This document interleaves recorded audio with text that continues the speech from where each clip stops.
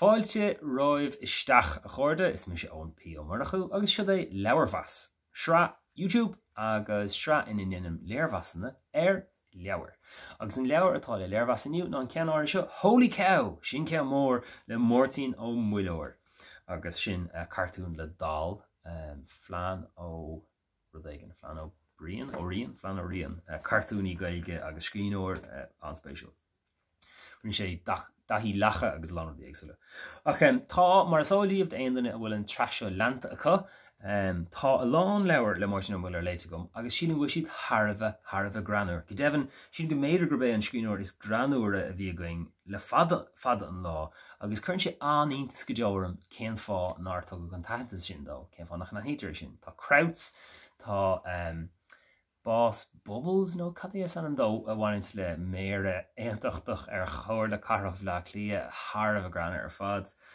Cód chóirleoir lín san bhuiise sin léite go bhaint le héal mar chóirleoir carthach chóir le carthach fé ferste.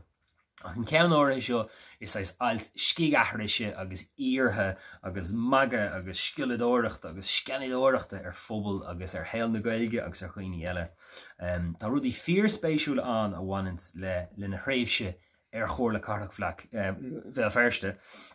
Agus tá sé dochreite céco dumme a cathach leo agus tá sé ábhríonn dachar a chreidúint ar bhealach agus is rud é nach nítar agus cos ag an am go raibh maithe agus mórúis le héal na Gaeilge ó dheas don chud is mó. Cinál lína tuairt an chluais bheabhar dóibh.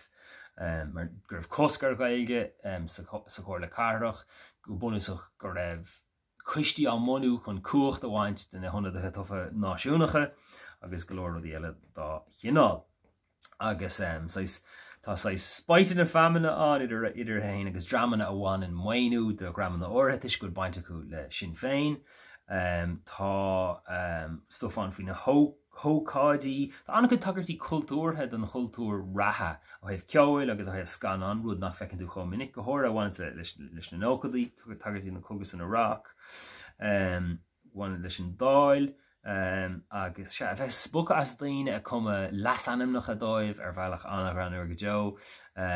Agus cad eile tá an tá roiint cartún anna tá go má. Tá cuid de Tharbh grammar, cuid de mar leithna go ar na charachtar agus ní leithna a gumsa ar na charachtar nó níl an iiri sin óla se go marthe beidir go slucht nó háin seo an siúd ábharíon leabh.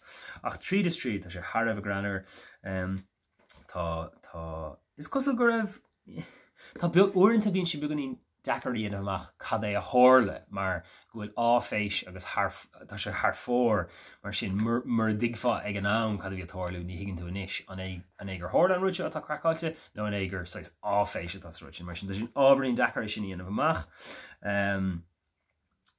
Tá tagartí do cód chóirleoir a leabhar eile leis agus tá roinráid ó Queenie Sammy Wilson on now tá roinráide seo ó characters. I won't be reading this rubbish le Sammy Wilson DUP faoi cód chóirleoire. Agus se tá sé spéisiúil tá sé greanúir tá sé anna greanúir tá sé dána tá tagartí anna scíile aige ar an bean agus is trúil nach bhfuil sé scríomh go fólín. Anna scíil go deo agus é níos greanúir ná go leor daoine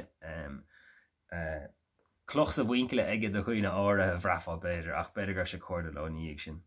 Ach sin é Holy Cow sin ceann mór le Máirtín ó Muilleoir an scríneoir Gaeilge is granbre a bhí going le trocha blian. Is cosúil beidir dar lom feicint.